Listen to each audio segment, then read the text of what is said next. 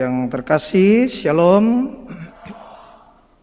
Siapakah kita ini sehingga kita mampu membuat jaminan untuk hidup kita? Ketika kita tidur dan sebelum tidur, lalu kita membuat alarm, entah bangun jam 4, bangun jam 5, bangun jam 6, bangun kapanpun waktunya. Tetapi biasanya kita menyetel alarm.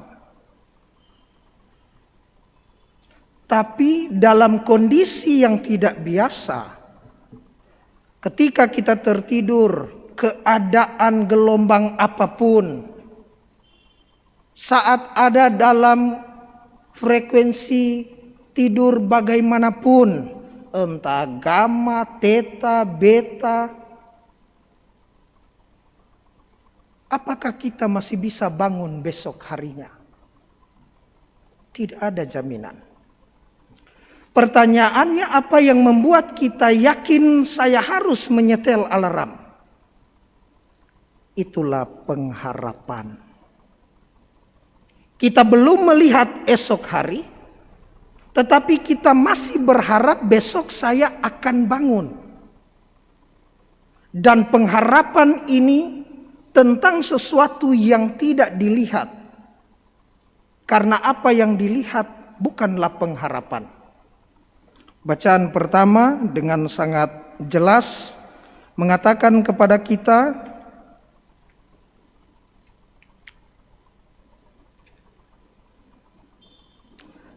sebab kita diselamatkan dalam pengharapan. Tetapi pengharapan yang dilihat bukan lagi pengharapan. Sebab bagaimana orang masih mengharapkan apa yang sudah dilihatnya. Tetapi kalau kita mengharapkan apa yang tidak kita lihat, maka kita akan menantikannya dengan tekun.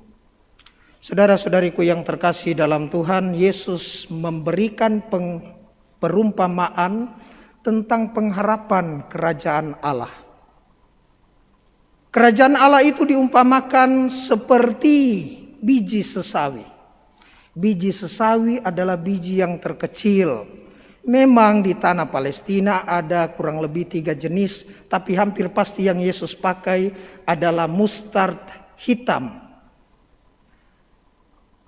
Yang ukurannya berat 1 miligram dan dia punya ukuran 1 miligram dan berat 1 milimeter.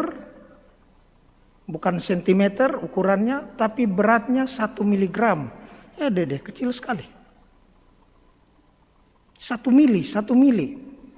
Saya lalu membayangkan seperti apa itu biji sesawi.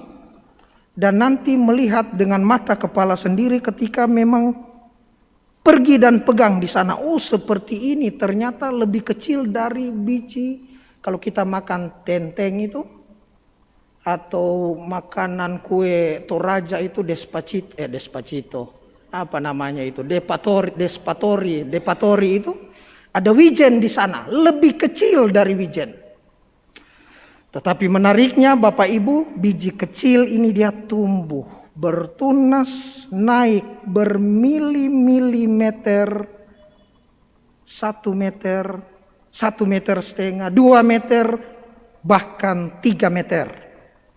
Oh, kecil sekali tapi dia tinggi 3 meter. Kerajaan Allah itu seumpama ragi. Ibu-ibu pasti tahu apa fungsi ragi. Bahwa peran ragi dalam pembuatan roti berfungsi untuk memberikan fermentasi karbohidrat, menghasilkan karbon dioksida, dan setelah tercampur di dalam zat gluten, yakni zat yang ada di dalam tepung terigu, berkembang itu roti. Kalau tidak percaya tanya Ibu Trini. Jadi yang pertama bertumbuh biji sesawi, yang kedua berkembang. Apa yang mau dikatakan kepada kita? Bahwa hidup kita harus bertumbuh dan berkembang. Dalam apa? Dalam ortodoksia, dalam ortolatria, dalam ortopraksia. Ortodoksia harus berkembang dalam ajaran-ajaran iman yang benar. Ortodoksia. Orang datang sini bilang, tidak Ji, yang ini yang benar. Kita harus ortodoksia.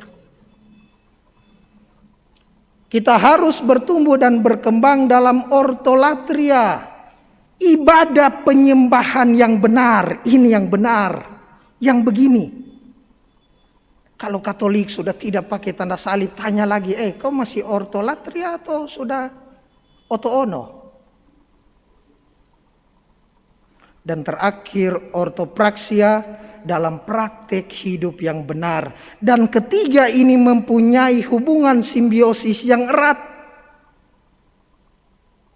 Karena ortodoksia tanpa ortolatria, ajaran iman yang benar tanpa ibadat yang benar, hanya akan menjadi pengetahuan filsafat akademis yang kosong.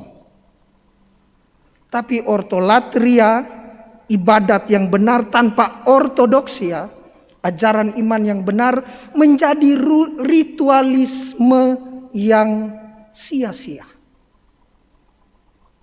Dan ortopraksia, praktek hidup yang benar sekalipun, tanpa ortodoksia, tanpa ajaran iman yang benar, tanpa ortolatria, tanpa ibadat yang benar, hanya akan menjadi moralisme dan legalisme.